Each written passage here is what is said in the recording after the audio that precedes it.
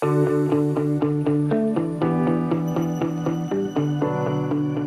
and welcome to Better Business Podcast. My name is Alexei, and today I want to talk about our recent experience of getting onto the current affair. Yes, that's right.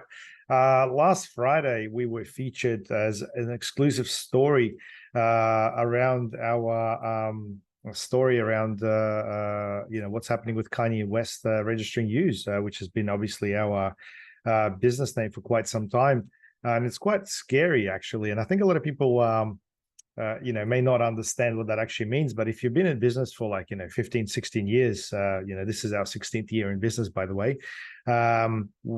It's quite unexpected, if anything, to have something like that to happen. At the same time, on the positive side of things, we've obviously received a lot of support from the public. So thanks very much for supporting us along the way. And it looks like there's some interesting people that are contacting us now who are basically needing our services. So overall, the publicity has kicked in, giving us a little bit of an opportunity. Look, overall, I think it was the 9th of October when our Google Alerts has picked up the phrase YEWS in the news, where Kanye's lawyers have filed for trademark 26 times. So I don't know exactly what the situation is there. And then, unfortunately, there was all this other stuff in relation to him having statements on Israel and basically saying all this nasty things about various things. You can, I'm sure, Google it yourself to find out the specifics. But the alarming part was that the whole YEWS was really registered for things like gambling and financial services and other trades that could potentially be conflicting with what we do, and most importantly, bring in all sorts of negative associations with our name as well. Now, I really didn't know what to make of it. I just went onto our website and wrote a press release, used one of the templates I could find to make a statement that, we don't agree with the views of Kanye West, and obviously are known as YEWS, and basically that we, don't want to be associated with them, and that's it. I then basically sent this to the editors of Courier Mail, news.com.au, and somewhere else. I can't quite recall. But it was really interesting that the Courier Mail has actually come back to us really fast and interviewed me for about half an hour. And then next thing you know, there was an article live on their website. It happened so quickly and seamlessly. I really didn't expect that.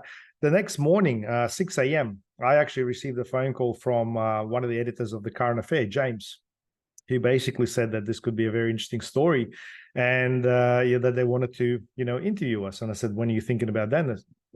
About doing that? And they said, hey, we are actually wanting to do it today. So they were supposed to come in at like 1:30, and they actually rocked up at about 10:30. We were really not ready for it, but it all happened really, really quickly. Now, this was about a month ago. What was interesting is the whole filming took about roughly 3 hours or so, and the team was really professional. They really worked hard to find all the angles and make sure that everything was set up properly. They basically, knew how to ask the questions and basically overall had their own view on the story.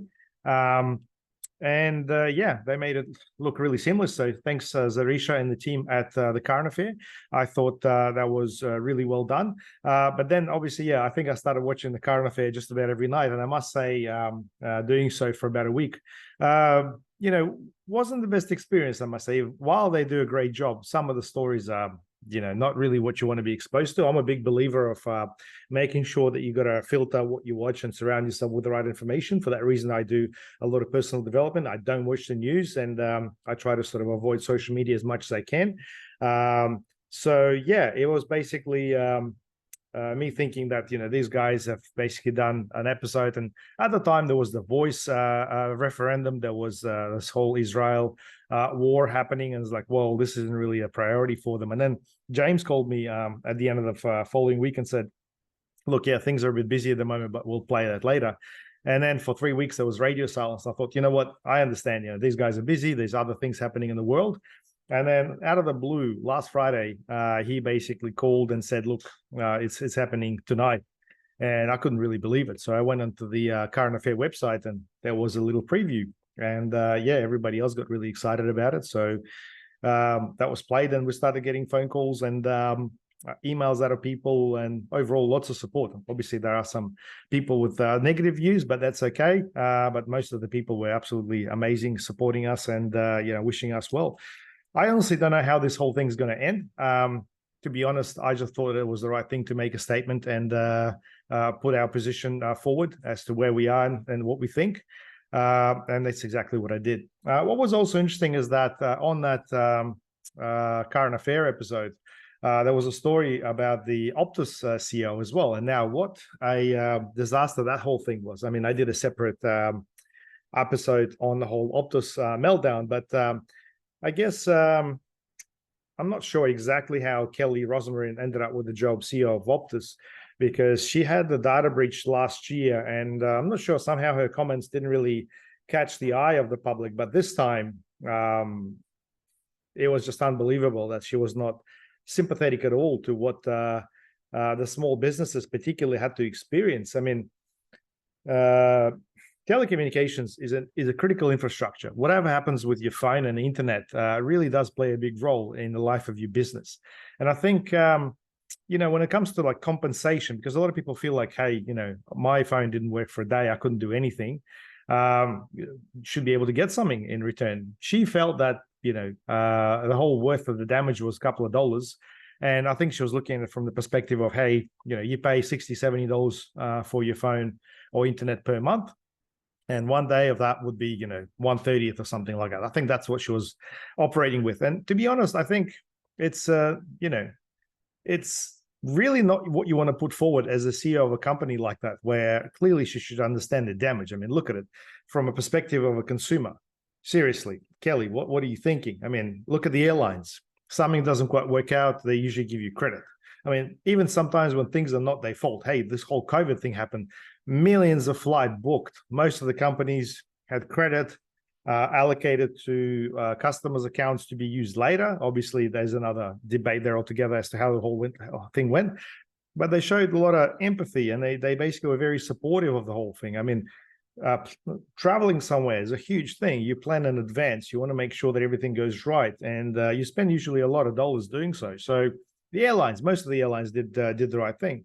I mean, look at insurance companies. The floods of 2010 and 11 in Queensland. Lots of different insurance companies decided not to pay out on the insurance where the flood was supposed to happen top to bottom, not bottom to top. So there's actually a different term for it. Don't quote me, but basically a lot of them didn't honor their policies based on that specific detail. However, Suncorp went forward and basically honored their policies. And look, as a result, Suncorp is the number 2 company in the world for home insurance. I think they really won the hearts of a lot of customers. And look, while they're not the cheapest, they certainly provide insurance certainty that others don't. So I think it's really, really important. So I think if you draw the comparison between Optus and Suncorp or something like that, or an airline, they really missed the point. I mean, we use Optus for our work internet, and we had no internet for almost a day. My guys had to go and work from home or find internet somewhere, because some of them had, unfortunately, Optus at home. And really, we had to find alternative ways to get online, and lost hours of productive work. I mean, how do you put value on that? It's very difficult, but you do rely on things like that as a critical infrastructure. Some of my guys also use a Mason that uses Optus lines as well, which was completely down. So they couldn't use their phones. I couldn't get through to them. They couldn't call anybody. Not good. But look, we managed. Luckily, we have very good neighbors. We were able to jump on the internet. For some reason, that solution didn't occur straight away. But when we did, some of my guys were able to work from the office. Others work from home. But overall, it was difficult. And I guess what made it really difficult is that we couldn't reach some of our clients because they were also with Optus. And when I learned that Optus was like, 10 million people across Australia, which is quite a lot of people. So what about other businesses? I think the issue with other businesses is that, what you've seen on the news is that coffee shops and places that sell food could not take payments. Yeah, fair enough. That's a fair call. That is a huge problem. I mean, majority of people use their, pay passes, and hardly anybody carries cash, and people can't really be bothered going to an ATM because they don't use a lot of cash. Having cash in your pocket, probably not a good way to sort of track how much money you spend and what you do with it. So a lot of people are very conscious of that. that completely backfired. People that basically work over the phone and basically over the internet could not process or receive orders. There's a lot of online stores that couldn't work either. We're talking about thousands of dollars lost per day. And look, obviously there is some sensitivity to the orders that come through. If people don't talk to somebody or don't get a response, that's a lost opportunity. How do you measure something like that? If you look at the lifetime value of a customer, a lot of that could be affected in that one single day. A lot of companies couldn't provide customer support. They purely could not communicate. Obviously, without communication, you really can't do much. So I think the damage that Optus has done is tremendous. Just at that one day, I'm not surprised that Kelly resigned. I was really surprised that she stayed in that position for that long. It's unbelievable, really. And I think, it really comes down to leadership. I think people with the right leadership skills, with the right persona, who are able to get, in the same foot as the public, and then potentially at least show that they understand and care, is really, something that could really fix. Instead, she was making some funny remarks about certain things. So look, yeah, that's pretty much the current affair overview, guys. So in case you've missed it, you can check it out on Current Affairs YouTube.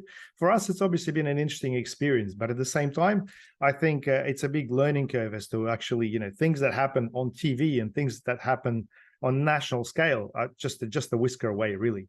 And, I really don't know how this whole thing with Current Affair will play out for us. All I can say is that the team's done a great job. And I think it is an opportunity for a lot of other businesses. If you guys have got a story or something happening, don't be quiet if something is not going the way it's supposed to, and there's someone involved in that, or if there's potentially a customer service that hasn't been provided from a big player and you're trying to be bullied. I mean, I really think that we need to speak up, and we need to make sure that our message is being received. And that's what newspapers and, places like the Current Affair are for. Anyway, I thought I've given you some ideas and a bit of a summary as to what happened. Please make sure you subscribe to our podcast. If you've got any questions, comment below. Would love to read and answer them. And yeah, I hope to chat to you soon.